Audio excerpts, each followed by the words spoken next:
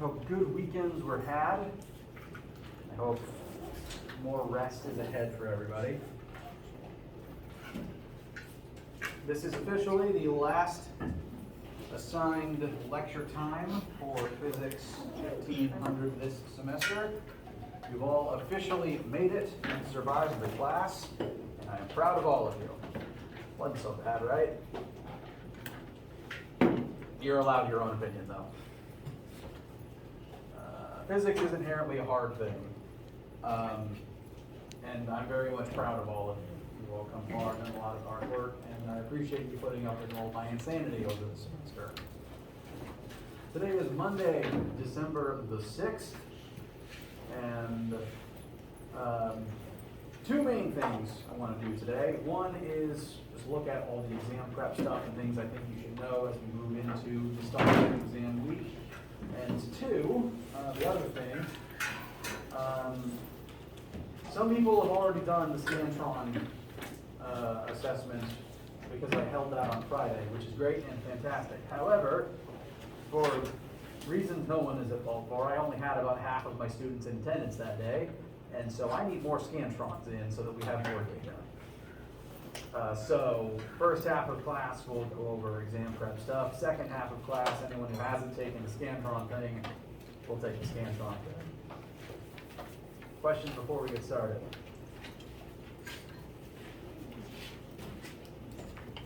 All right. Well, at the front of the room are several things that might grab your attention. First is the rest of the labs are graded end up here. So if you, what are words and how do I say it? Labs are graded up here. You can collect them at your leisure. If yours isn't in one of the piles, it means you either missed that week or one of your lab mates has already collected it on your behalf. Additionally, at the front of the room, we have the Scantron assessment, a pile of Scantron sheets, and dessert. Congratulations for making it to the end of the semester. We have in the glass room Grandmama's Christmas fudge. You're welcome to as much of it as you'd like. I have a whole other pan in my office.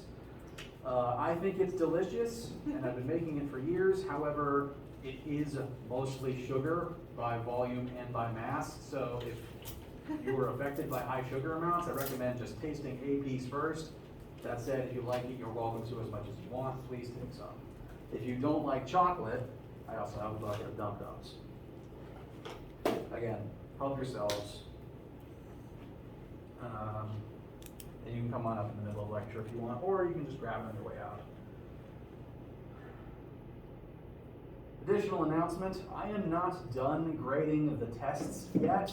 I had a busy weekend of lab grading and fudge making, and I haven't completely finalized them yet. I'm about halfway through with them, and I didn't want WebAssign to show you any score because it was going to be wrong before I fixed it, and even after I fix it, the percentage will still be wrong. However, WebAssign has already, for some reason, showed scores, and I've been getting some emails about what people's actual grades are. So my official statement on what your grade is what I email you that it is. I'm responding to everyone's email where they sent me their work with their score in that email and any pointers for errors made on certain questions. So that's the primary way to know what your score is. I will email it to you and then you will know.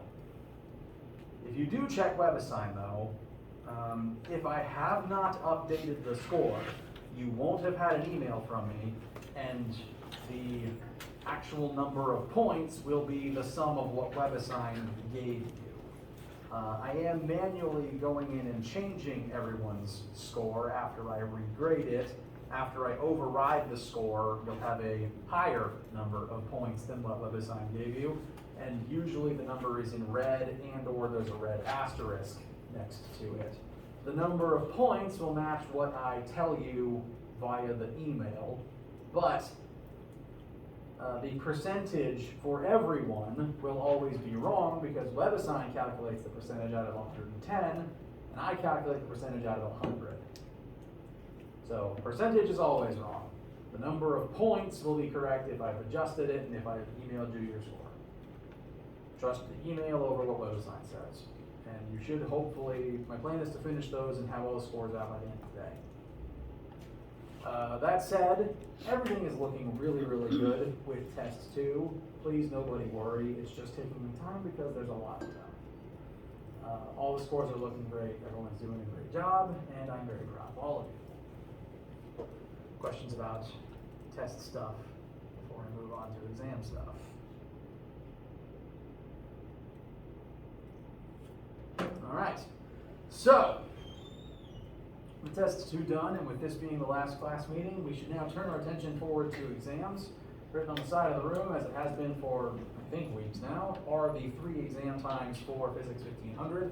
This section is F period, so its official time is Friday the 10th at 5:30 p.m.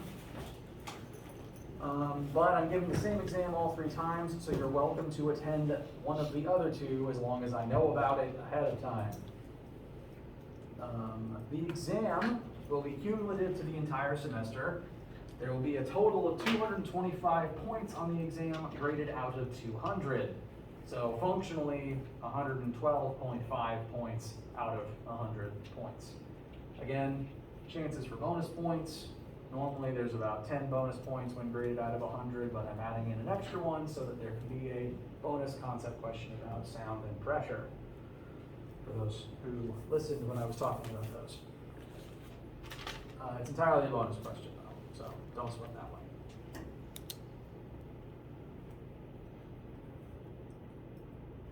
To prep for the exam, if I can navigate on my glitchy computer screen.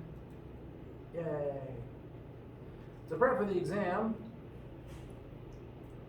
there is a exam tab on our Brightspace page. If you click on the tab itself, you will get a full list of all of the concepts, chapters 1 through 8, that will be represented on the exam in some way, shape, or form. Please do not let the perceived length of this list alarm you, because all of these concepts are connected and they build off from one another.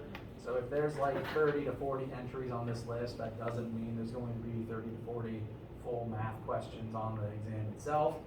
I expect, I'm still finalizing everything, but the exam is looking to be about 15 questions, of which the first page is 5 short answer concept questions, and then 10 algebra questions to follow.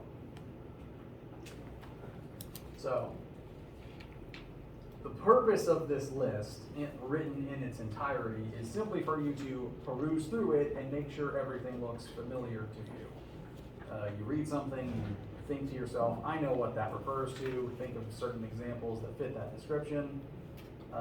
If you read something on this list that you don't recognize, that's your cue to study that particular thing. Speaking of studying, lower down in this tab, we have practice questions. There's actually 18 questions here. I removed 17 because I was too late for me to fully change the document, but 17 wound up being a superfluous question, and I didn't want you guys to spend time on it if you didn't need to. As a reminder, I make these practice guides longer and harder than the exam itself. As a minor example of that, on the practice guide, I have asked you to list Newton's laws, but much like on test 1, which the exam will highly resemble in terms of formatting,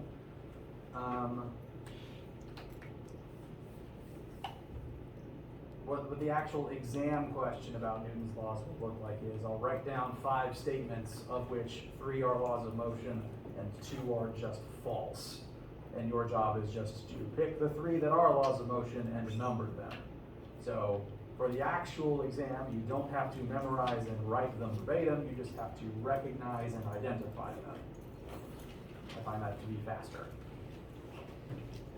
So if you can do these practice questions, you'll be good on the exam. And as you are, if you use this as practice, I have already uploaded an answer key for all of those questions. As usual, my handwriting is garbage, so if you need help deciphering it, please let me know. Or if there's any other questions about how or why I did something.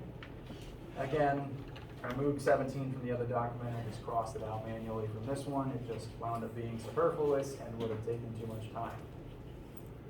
I do occasionally make mistakes. I know for a fact that I made a small mistake in my answer to number 6 that I want to go ahead and point out.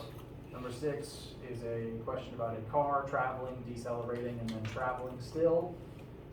So there's kind of 3 different phases to the physical description.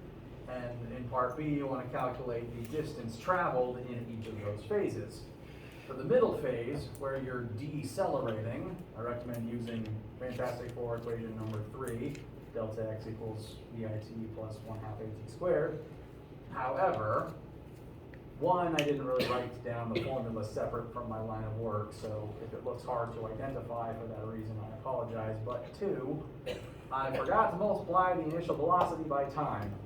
So instead of 20, this chunk should actually come out to 65 meters, and therefore the final answer should actually be 3965. So my apologies for that one. I want to go ahead and point it out, cut off a few of those questions in the past. Yes? So number 6 is like vector adding, addition, something like that? No. I suppose part B is vector addition because displacements are vectors. I would classify this slightly more as a displacement velocity acceleration question, but technically this is vector addition. You're not wrong. Yes, sir. Question? For number 7, I didn't see an answer to B. Oh. That's because I have the attention span of a rodent, and I forgot to write it. My apologies. So 7, I did 7A. We have our total combined velocity and the direction. I also apparently forgot to write another way to write that direction. 8.2 degrees north of east could be rewritten as 81.8 degrees east of north, if you did it that way instead. After flying an hour, how far directly north would the plane have blown? So for that, I recommend just using Fantastic Four formula number 2, velocity equals displacement over time. You do know time, but you want to convert hours into seconds first. And you know your northbound velocity, 36 meters per second. Since you're specifically asked how far directly north you will move, you only want to use your northward velocity. So that answer should be 3,600 times 36, which my brain calculator is failing to do at the moment, but it should just be that one piece of multiplication.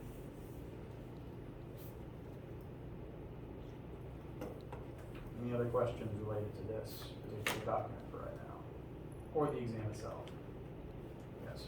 I'm having a hard time understanding when, like example like number 8, when we use the sine of 45 and because there was something like that on the test, well not on the test, I mean the practice test, the pre-base test. We were looking for something else, and we used it to look for something. So like for example, we used it to look for y in case if we didn't have any of the forces. We used sine of 45 to figure out y, and we used it to figure out ty. So, or like, I mean t, my bad. We used ty to figure out t, something like that. It was kind of confusing. I was kind of lost. that's fair. If you'd like, we can look at that specific other example together. As for this specific case, one box is being lifted by 2 different ropes. We do know the tension in those ropes, so these 4,000 newtons are themselves in the ropes at the 45-degree angle. That's the entire tension. But we're asked how much the box will accelerate, specifically upwards. So we need to figure out all of the vertical forces on the box to be able to find its net acceleration. So we need the vertical legs of both tensions. So my math here is to find the y leg for each triangle. And since each rope is doing this separately, this is going to happen to the box twice. So one rope is exerting this much upwards, as is the other rope. So here I try to show sum of all the Y forces. We have gravity down and two vertical tension components pointing up that should equal mass times acceleration. So weight down plus the two tensions up should be M times A, and that would tell us after a bit of algebra, we'd arrive at A. So this is actually less of a, well, this is vector addition actually. It's just things are moving in this one as opposed to some other tension examples where things are not moving. How would you feel? Yes. Mr. Hoffbauer, after we're done with this, could we go over one of the test problems from? Yes. We have a couple of minutes, and everyone's taking it now. Which one actually? It was the one about the meter stick.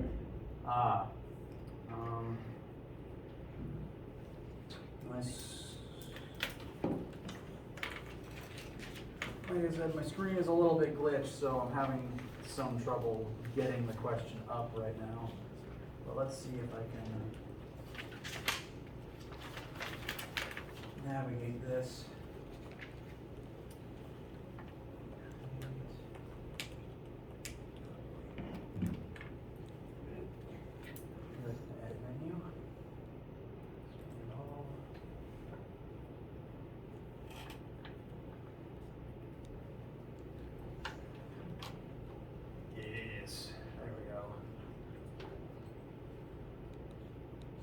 Meter stick. So this was test question 3. Let's draw a picture. So this is very much like what we physically did in lab. A meter stick is being used as a balance beam. So initially someone's just balancing it on a fulcrum. First thing you're told is where it balances, and that occurs at the 49.7 centimeter line. So that specifically tells you where the stick's center of mass is, which we will use in a minute. Then the fulcrum moves to the 39.2 centimeter mark.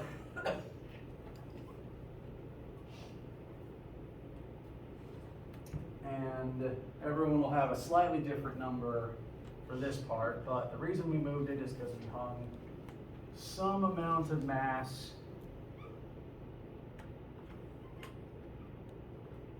at some other point. And now we have to balance this system to determine what the stick's mass is. So this is a balanced torque equilibrium situation, so all the torques present must add up to 0. We could use, this is a perfectly valid starting point, but equally valid, since this is a balance beam,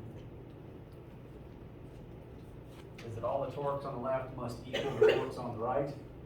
Either version of this this version of the starting point is a modified version of this one, so either is a valid way to proceed from here.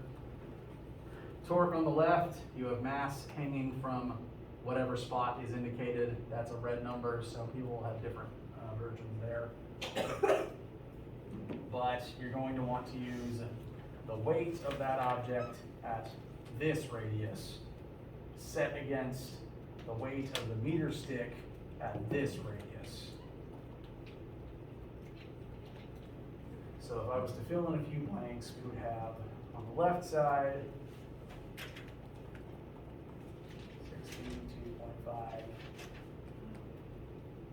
suppose I should try to be as accurate as possible. Kilograms times 39 times G times 0.392 minus 14.145.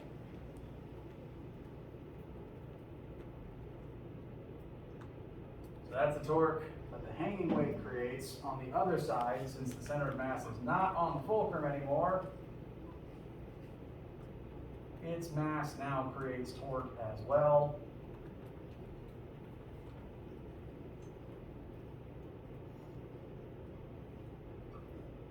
based on its distance from the new fulcrum. Your numbers on the left will vary, but then this would tell you stick mass. Those are the only two torques present in this case. Does that one feel better now? Yeah. How you guys, how's the rest of everyone feel? Alright. As a reminder for the exam, and I've written it on the side there, please bring your calculator. It is probably required, at least highly encouraged, because I can't do sine functions in my head at least. I don't assume you guys could either. You should also bring your class issue formula sheet if you don't have one of your own.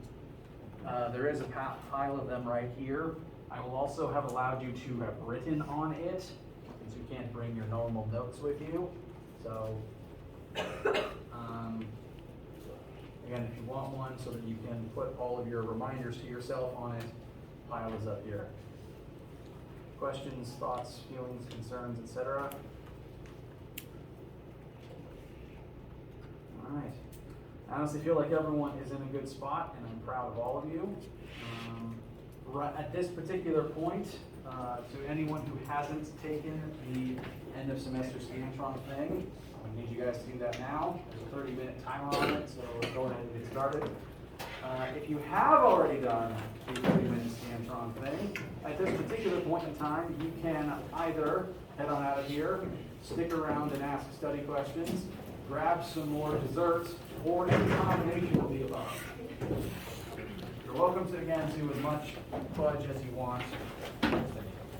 Thank you. If you haven't done the Scantron thing yet, do please come up, grab a packet and a Scantron form. If you have, regardless of if I see you later today or not, have a wonderful day, and I'll see you for exams. Oh, again, you can also collect these reading labs. Oh my goodness, that'd Yes. be so much. Yeah, that'd be so Yeah. much. Okay.